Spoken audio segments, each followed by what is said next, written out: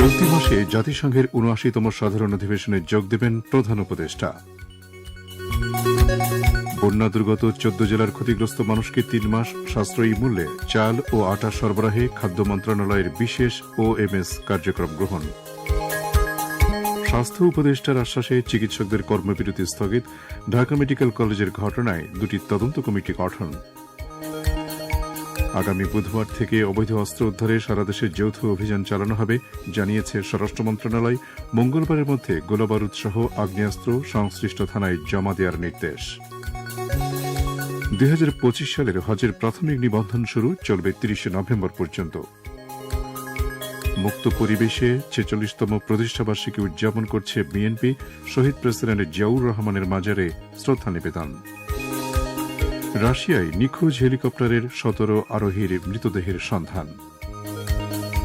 এবং রাওয়ালপিন্ডিতে দ্বিতীয় ও শেষ টেস্টের আজ তৃতীয় দিন শেষে বাংলাদেশের বিপক্ষে পাকিস্তান দ্বিতীয় ইনিংসে ২১ রানে এগিয়ে।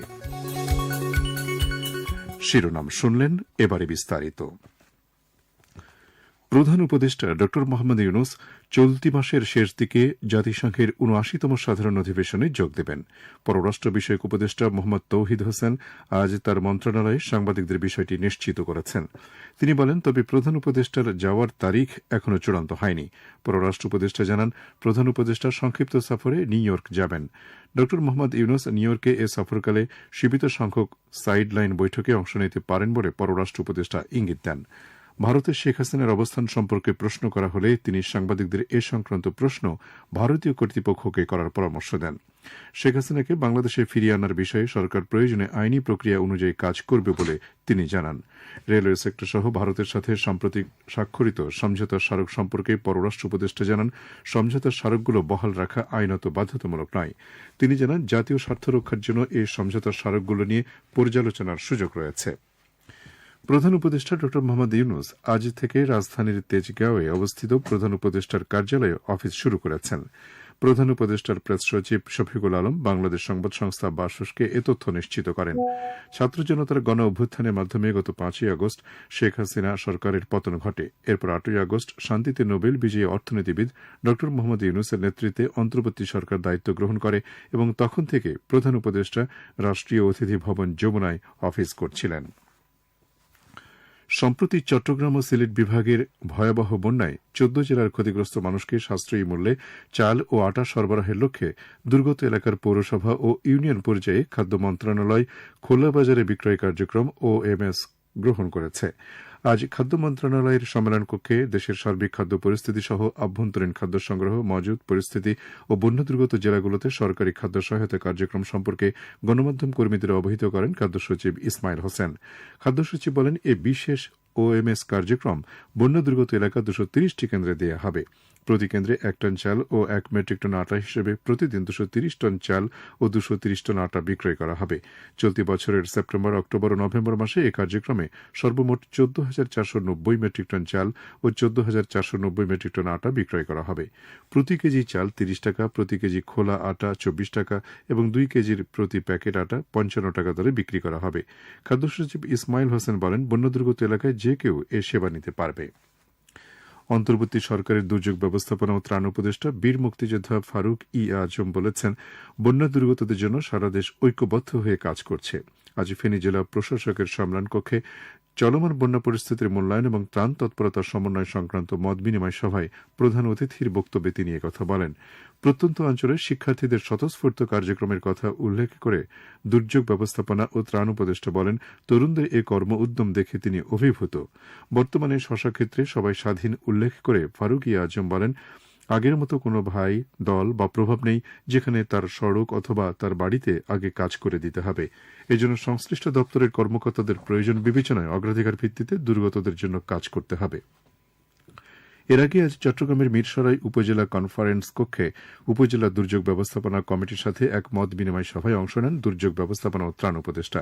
এ সময় তিনি পরিবর্তিত বাংলাদেশ গড়ার যে সুযোগ ছাত্র জনতার বুকের তাজা রক্ত দিয়ে এনে দিয়েছে তা কাজে লাগানোর আহ্বান জানান। ফারুক আজম বলেন, সবার আগে দেখতে হবে মানুষের সেবা করার সুযোগ কাজে লাগাতে হবে।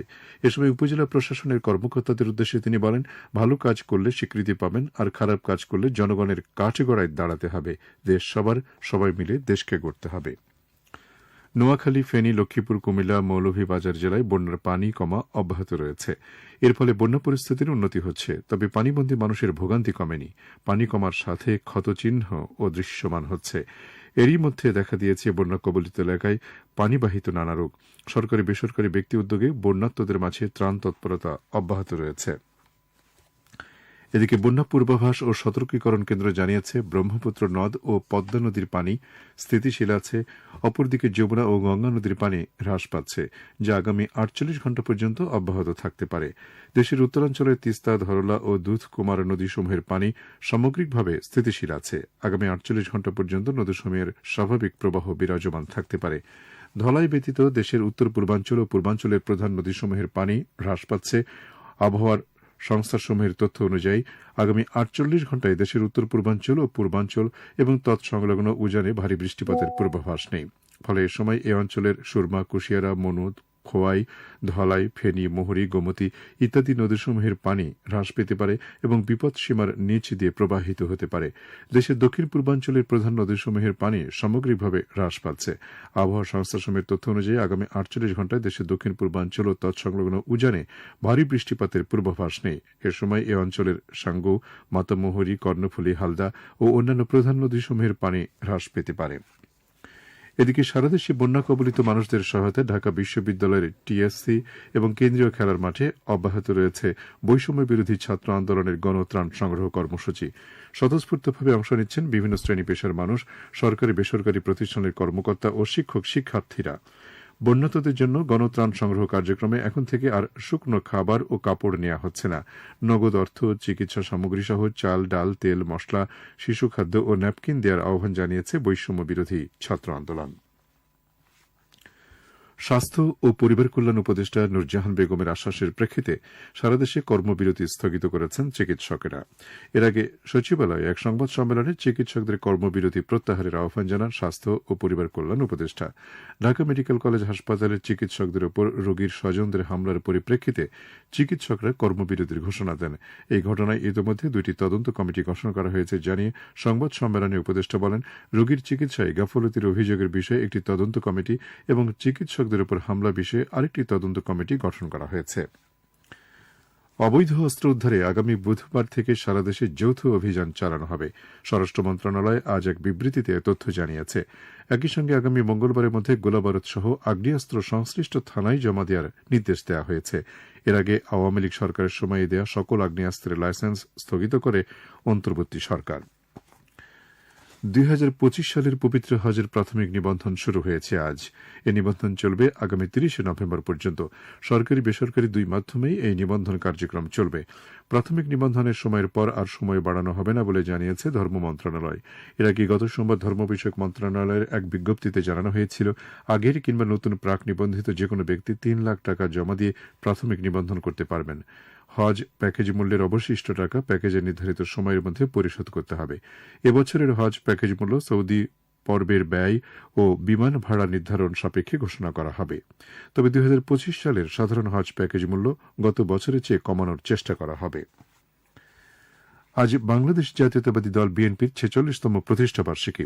দেশের চলমান বন্যা পরিস্থিতির কারণে বিএনপি প্রতিষ্ঠাবার্ষিকীর অনুষ্ঠান সীমিত আকারে পালন করছে এবং অনুষ্ঠানের খরচের টাকা বন্যার্তদের সহায়তায় দান করেছে।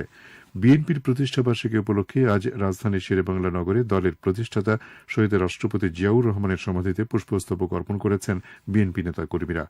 প্রথমে দলের মহাসচিব মির্জা ফখরুল ইসলাম আলমগীরের নেতৃত্বে জিয়াউর রহমানের সমাধিতে পুষ্পস্তবক অর্পণ করেন দলের কেন্দ্রীয় নেতৃবৃন্দ। পরে বিভিন্ন অঙ্গ ও সহযোগী সংগঠনের পক্ষ থেকে বিএনপির প্রতিষ্ঠাতা শহীদ রাষ্ট্রপতি জিয়াউর রহমানের সমাধিতে পুষ্পস্তবক অর্পণ করে শ্রদ্ধা জানানো হয়। এদিকে শহীদ রাষ্ট্রপতি জিয়াউর রহমানের সমাধিতে শ্রদ্ধা নিবেদন শেষে দলের মহাসচিব মির্জা ফখরুল ইসলাম আলমগীর বলেন, একদলীয় শাসন ব্যবস্থা থেকে বেরিয়ে বহুদলীয় গণতন্ত্র প্রতিষ্ঠার জন্য বিএনপির জন্ম হয়েছিল। তিনি বলেন, দেশের গণতন্ত্রের উত্তরণ ও অর্থনৈতিক সংস্কারের লক্ষ্যে 46 বছর ধরে কাজ করছে দলটি। মির্জা ফখরুল ইসলাম বলেন, বাংলাদেশকে আধুনিক বাংলাদেশে রূপান্তরের ভিত্তি স্থাপন করেছিলেন বিএনপির প্রতিষ্ঠাতা ও সাবেক রাষ্ট্রপতি জিয়াউর রহমান। তিনি বলেন, এখন বিএনপির মূল কাজ জিয়াউর রহমান যে স্বপ্ন দেখেছিলেন, যে আদর্শ প্রতিষ্ঠা করেছিলেন, সে আদর্শকে বাস্তবায়ন করা। দলের চেয়ারপারসন বেগম খালেদা জিয়া যে গণতান্ত্রিক ব্যবস্থার সূচনা করেছিলেন তা প্রতিষ্ঠা করা। বিএনপি মহাসচিব আরও বলেন, গত 15 বছর হত্যা, গুম ও নির্যাতন মোকাবেলা করে বিএনপি টিকে রয়েছে। দেশকে নতুন করে গড়ে তোলায় বিএনপির শপথ। সব চ্যালেঞ্জ মোকাবেলা করে দেশে গণতন্ত্র ও মুক্তবাজার অর্থনীতি প্রতিষ্ঠা করাই বিএনপির লক্ষ্য বলেও জানান তিনি। ক্ষমতা বা ভয় দেখিয়ে নয়, উদারতা দিয়ে মানুষের মন জয় করে তাদের ভালোবাসা অর্জনের আহ্বান জানিয়েছেন বাংলাদেশের জাতীয়তাবাদী দল বিএনপির ভারপ্রাপ্ত চেয়ারম্যান তারেক রহমান। আজ বিএনপির 46তম প্রতিষ্ঠাবার্ষিকী উপলক্ষে এক ভিডিও বার্তায় তিনি এই আহ্বান জানান। তারেক রহমান দলের প্রতিষ্ঠাবার্ষিকী উপলক্ষে দেশের গণতন্ত্রকামী জনগণকে শুভেচ্ছা জানান। বিএনপির ভারপ্রাপ্ত চেয়ারম্যান বলেন, দেশ এখন ইতিহাসের এক সন্ধিক্ষণে দাঁড়িয়ে আছে। তিনি আরও বলেন, ছাত্র জনতার কাঙ্ক্ষিত বৈষম্যমুক্ত বাংলাদেশ গড়ার কঠিন চ্যালেঞ্জের মুখোমুখি অন্তর্বর্তী সরকার। তারেক রহমান বলেন, হাজারো শহীদের আত্মত্যাগ ও অসংখ্য ছাত্র জনতার অবর্ণনীয় দুর্ভোগের মধ্য দিয়ে 5ই আগস্ট দেশ স্বৈরাচার মুক্ত হয়েছে। দেশ যাতে লক্ষ্য থেকে বিচ্যুত না হয়, সেজন্য তারেক রহমান সব শক্তিকে সতর্ক থাকার আহ্বান জানান। তিনি নারী, শিশু ও বয়স্কদের অগ্রাধিকার দিয়ে বন্যা কবলিত মানুষদের অব্যাহত সহযোগিতার জন্য সমন্বিতভাবে তাদের পাশে দাঁড়ানোর আহ্বান জানান। খবর প্রচারিত হচ্ছে বাংলাদেশ বেতার থেকে। বাংলাদেশ বেতার এখন স্মার্টফোনে আপনার হাতের মুঠোয়। অ্যাপের মাধ্যমে বাংলাদেশ বেতারের সংবাদ এবং অনুষ্ঠান শুনুন বিশ্বের যে কোনো প্রান্ত থেকে। আপনাদের পছন্দের অনুষ্ঠান শুনতে গুগল প্লে স্টোর বা অ্যাপল স্টোর থেকে আজই ডাউনলোড করুন বাংলাদেশ বেতার অ্যাপটি। খবরের বাকি অংশ পড়ছি মাহফুজ আক্তার সুমি। প্রকৃতি রক্ষায় 3 মাস বন্ধ থাকার পর আজ থেকে খুলে দেওয়া হয়েছে সুন্দরবন। সকাল থেকে বনের প্রকৃতি রক্ষায় সতর্ক থেকে নিয়ম মেনে পর্যটক ও বনজীবীরা সুন্দরবনে প্রবেশ করতে শুরু করেন। বনজীবী ও পর্যটকদের সব ধরনের সহায়তা দিতে সকল প্রস্তুতি সম্পন্ন করেছে কর্তৃপক্ষ। বিস্তারিত শুনুন প্রতিবেদনে। অপরূপ সৌন্দর্যের ভান্ডার ম্যানগ্রোভ বন সুন্দরবন দীর্ঘ 3 মাস বন্ধের পর ফিরেছে স্বরূপে। গত 1 জুন থেকে 31 আগস্ট পর্যন্ত সুন্দরবনে প্রাণ প্রকৃতির রক্ষা এবং মৎস্য ও বন্যপ্রাণীর প্রজনন বৃদ্ধির লক্ষ্যে জেলে ও পর্যটকদের প্রবেশ নিষেধাজ্ঞা জারি করে বন বিভাগ। নিষেধাজ্ঞার ফলে বন জুড়ে বেড়েছে পশু পাখির অবাধ বিচরণ। পর্যটকদের বরণ করে নিতে নতুন করে সাজানো হয়েছে পর্যটন স্পটগুলো, বলছিলেন বন্যপ্রাণী প্রজনন কেন্দ্রের ভারপ্রাপ্ত কর্মকর্তা আজাদ কবির ও হারবাড়িয়া পর্যটন কেন্দ্রের ভারপ্রাপ্ত কর্মকর্তা মোহাম্মদ আতিক। 3 মাস পরে আমাদের এই পর্যটন কেন্দ্র আবার চালু হচ্ছে। আমাদের যে একটা সুন্দর ওয়াচ টাওয়ার করা হয়েছে, আগের চেয়ে অনেক উঁচু, এবং উপরে ওঠার সঙ্গে সঙ্গে আপনি পুরো সুন্দরবনের ভিউটা দেখতে পাবেন।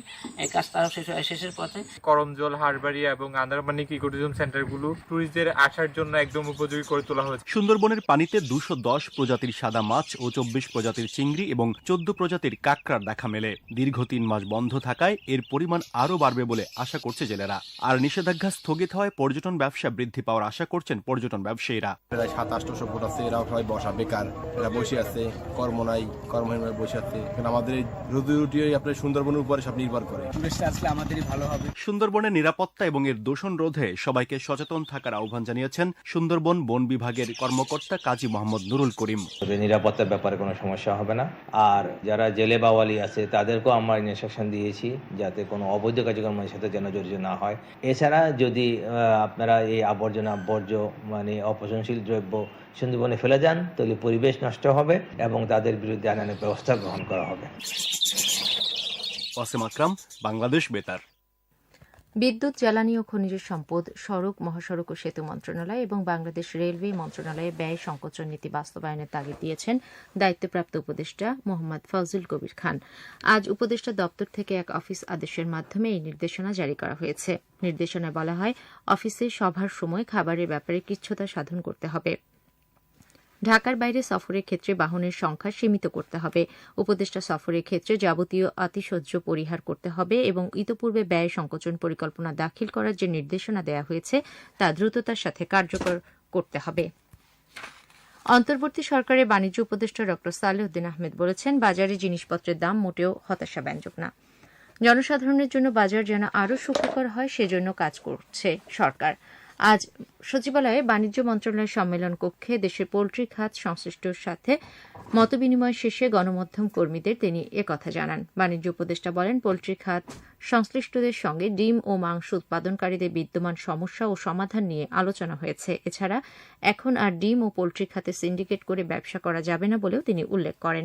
নিত্যপণ্যের দাম কমানোর জন্য উৎপাদন খরচ ছাড়া অন্যান্য বিষয় থাকে উল্লেখ করে ড সালেউদ্দিন আহমেদ বলেন, উৎপাদক থেকে খুচরা পর্যায় পর্যন্ত দামের যে বিরাট ব্যবধান থাকে তা নিরসনে সরকার কাজ করবে। ট্যাক্স ও ট্যারিফের বিষয়ে প্রয়োজনীয় ব্যবস্থা নেওয়া হবে বলেও তিনি উল্লেখ করেন। কৃষি বিপণন অধিদপ্তর থেকে এখন থেকে নিয়মিত পণ্যের যৌক্তিক মূল্য নির্ধারণ করে দেবে উল্লেখ করে বাণিজ্য উপদেষ্টা বলেন, ভোক্তা অধিকার ও প্রতিযোগিতা কমিশন বাজার মনিটরিং করবে। বাংলাদেশ জুট মিল কর্পোরেশন বিজেএমসির সমস্যার সমাধানের আশ্বাস দিয়েছেন বস্ত্র ও পাট এবং নৌ পরিবহন মন্ত্রণালয়ের উপদেষ্টা ব্রিগেডিয়ার জেনারেল অবসরপ্রাপ্ত এম শাখাওয়াত হোসেন। আজ বিজেএমসি প্রধান কার্যালয়ে সংস্থাটির কর্মকর্তা কর্মচারীদের সাথে মতবিনিময় সভায় বস্ত্র ও পাট উপদেষ্টা এই আশ্বাস দেন। বিজেএমসিতে এসে চাকরি ও বেতন না পাওয়া সংক্রান্ত সমস্যাসমূহকে হতাশাজনক উল্লেখ করে তিনি এর সমাধানে সর্বোচ্চ চেষ্টা করবেন বলে আশ্বাস দেন। যুব ও ক্রীড়া মন্ত্রণালয় এবং শ্রম ও কর্মসংস্থান মন্ত্রণালয়ের দায়িত্বপ্রাপ্ত উপদেষ্টা আসিফ মাহমুদ সজীব ভূঁইয়া বলেছেন, নতুন সরকার শ্রমিকদের ন্যায্য দাবি পূরণে প্রতিজ্ঞাবদ্ধ। আজ আন্তর্জাতিক শ্রম আইন আইএলওর একটি প্রতিনিধি দল যুব ও ক্রীড়া মন্ত্রণালয়ের সভাকক্ষে শ্রম ও কর্মসংস্থান উপদেষ্টা আসিফ মাহমুদ সজীব ভূঁইয়ার সাথে সৌজন্য সাক্ষাৎ করতে গেলে তিনি প্রতিনিধি দলকে এই কথা বলেন। শ্রম সংশ্লিষ্ট বিদ্যমান আইনের প্রয়োজনীয় সংস্কার করতে হবে উল্লেখ করে আসিফ মাহমুদ সজীব ভূঁইয়া বলেন, কাজের সুপরিবেশ নিশ্চিতে আইনের প্রয়োগ বাস্তবায়নে বেশি করে কাজ করতে হবে।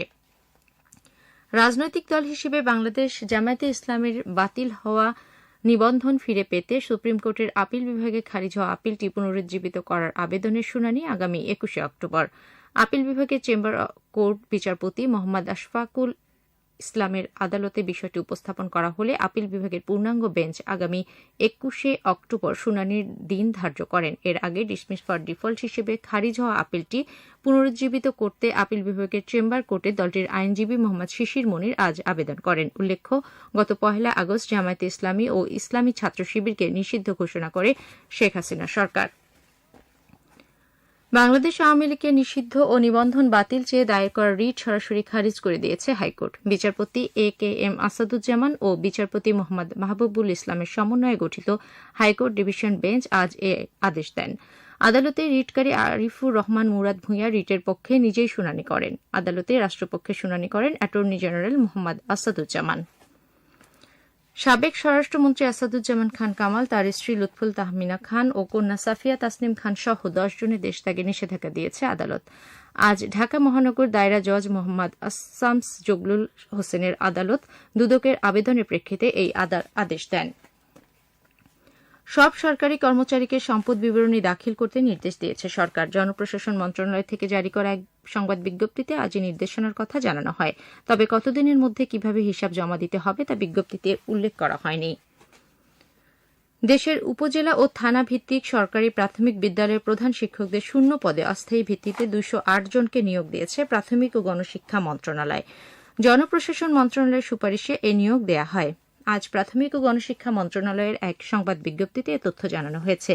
বিজ্ঞপ্তিতে বলা হয়, নিয়োগপ্রাপ্ত প্রধান শিক্ষকদের আগামী ১৫ সেপ্টেম্বরের মধ্যে পদায়নকৃত কর্মস্থলে যোগদান করতে হবে, অন্যথায় নিয়োগ আদেশ বাতিল বলে গণ্য হবে। এবারে আন্তর্জাতিক সংবাদ। রাশিয়ার কামচাটকা উপদ্বীপে ২২ জন আরোহী সহ একটি হেলিকপ্টার বিধ্বস্ত হয়ে অন্তত ১৭ জন নিহত হয়েছে। সূত্র জানায়, হেলিকপ্টারটি গতকাল কামচাটকা থেকে উড্ডয়নের পরপরই নিখোঁজ হয়। এতে ১৯ জন পর্যটক ও ৩ জন ক্রু ছিল। কামচাটকার আঞ্চলিক গভর্নর জানায়, উদ্ধারকারীরা আজ সকালে হেলিকপ্টারটির ধ্বংসাবশেষ খুঁজে পাওয়ার পর একটি পাহাড়ি এলাকায় প্রায় ৯০০ মিটার উচ্চতা থেকে মৃতদেহগুলো উদ্ধার করা হয়। ইউক্রেন রাতভর ড্রোন হামলা চালিয়ে রাশিয়ার ২টি জ্বালানি স্থাপনা জ্বালিয়ে দিয়েছে। রুশ প্রতিরক্ষা মন্ত্রণালয় জানায়, রাজধানী মস্কো সহ ১৫টি অঞ্চলে ১৫৮টির বেশি স্থানে ড্রোন হামলা চালিয়েছে ইউক্রেন। রাশিয়ার সামরিক বাহিনীর দাবি, ড্রোনগুলো প্রতিরোধ ও ধ্বংস করা হয়েছে। ইসরায়েল জানিয়েছে তাদের বাহিনী গাজা উপত্যকায় হামাসের হাতে আটক 6 জিম্মির মৃতদেহ উদ্ধার করেছে। এক বিবৃতিতে ইসরায়েলের প্রতিরক্ষা বাহিনী জানায়, গতকাল দক্ষিণ গাজার রাফা এলাকার একটি ভূগর্ভস্থ সুড়ঙ্গ থেকে মৃতদেহগুলো উদ্ধার করা হয়। এদিকে ফিলিস্তিনি স্বাস্থ্য কর্মকর্তা জানান, চলমান পোলিও টিকাদান অভিযান সফল করার জন্য গাজা উপত্যকায় একটি প্রকৃত যুদ্ধবিরতি প্রয়োজন। জাতিসংঘ, বিশ্ব স্বাস্থ্য সংস্থা WHO এবং ফিলিস্তিনি চিকিৎসকরা যৌথভাবে শিশুদের টিকা দেওয়ার কাজ করছে। এখন শুনুন কৃষি সংবাদ। নীলফামারীর বিএডিসি ডোমার উপজেলার ভিত্তি বীজ আলু উৎপাদনের খামারের পতিত জমিতে উৎপাদন হয়েছে আউশ ধানের বীজ। বিএডিসি কর্তৃপক্ষ জানায়, খামারের জমিতে ভিত্তি বীজ আলু ও গমের পাশাপাশি এখন আউশ বীজ ধান আবাদ শুরু হয়। বছরে 3টি ফসল উৎপাদন হচ্ছে। চলতি মৌসুমে খামারে 300 একর জমিতে চাষ করা হয়েছে আউশ ধান, যা থেকে 400 টন ভিত্তি ধান বীজ উৎপাদনের আশা করা হচ্ছে। খেলার খবর, ক্রিকেট। রাওয়ালপিন্ডিতে দ্বিতীয় ও শেষ টেস্টে বাংলাদেশের বিরুদ্ধে স্বাগতিক পাকিস্তান তাদের দ্বিতীয় ইনিংস 21 রানে এগিয়ে রয়েছে। আজ টেস্টের তৃতীয় দিনের শেষ খেলা শেষে পাকিস্তান দ্বিতীয় ইনিংসে 2 উইকেটে 9 রান করেছে। এর আগে বাংলাদেশ তাদের প্রথম ইনিংসে সবকটি উইকেট হারিয়ে 262 রান করে। দলের পক্ষে লিটন কুমার দাস সর্বোচ্চ 138 এবং মেহেদী হাসান মিরাজ 78 রান করে। এ পর্যন্ত রান সংখ্যা পাকিস্তান 274 ও 2 উইকেটে 9, বাংলাদেশ 262। আগামীকাল বাংলাদেশ সময় বেলা 11:15টায় চতুর্থ দিনের খেলা শুরু হবে। 2 ম্যাচ টেস্ট সিরিজে বাংলাদেশ 1-0 এগিয়ে রয়েছে। সবশেষে আবহাওয়া। আজ রাত 1টা পর্যন্ত পূর্বাভাসে বলা হয়েছে, অভ্যন্তরীণ নদীবন্দর সমূহের জন্য কোনো সতর্কবাণী নেই এবং কোনো সংকেত দেখাতে হবে না। শেষ করার আগে শিরোনামগুলো আরেকবার। চলতি মাসে জাতিসংঘের ৭৯তম সাধারণ অধিবেশনে যোগ দেবেন প্রধান উপদেষ্টা। বন্যা দুর্গত 14 জেলার ক্ষতিগ্রস্ত মানুষকে 3 মাস সাশ্রয়ী মূল্যে চাল ও আটা সরবরাহে খাদ্য মন্ত্রণালয়ের বিশেষ OMS কার্যক্রম গ্রহণ। স্বাস্থ্য উপদেষ্টার আশ্বাসে চিকিৎসকদের কর্মবিরতি স্থগিত। ঢাকা মেডিকেল কলেজের ঘটনায় 2টি তদন্ত কমিটি গঠন। আগামী বুধবার থেকে অবৈধ অস্ত্র উদ্ধারে সারা দেশে যৌথ অভিযান চালানো হবে, জানিয়েছে স্বরাষ্ট্র মন্ত্রণালয়। মঙ্গলবারের মধ্যে গোলাবারুদ সহ আগ্নেয়াস্ত্র সংশ্লিষ্ট থানায় জমা দেওয়ার নির্দেশ। 2025 সালের হজের প্রাথমিক নিবন্ধন শুরু, চলবে 30 নভেম্বর পর্যন্ত। মুক্ত পরিবেশে 46তম প্রতিষ্ঠা বার্ষিকী উদযাপন করেছে বিএনপি। শহীদ প্রেসিডেন্ট জিয়াউর রহমানের মাজারে শ্রদ্ধা নিবেদন। রাশিয়ায় নিখোঁজ হেলিকপ্টারের 17 আরোহীর মৃতদেহের সন্ধান।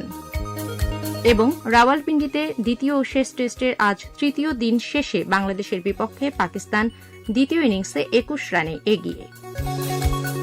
খবর শেষ হল।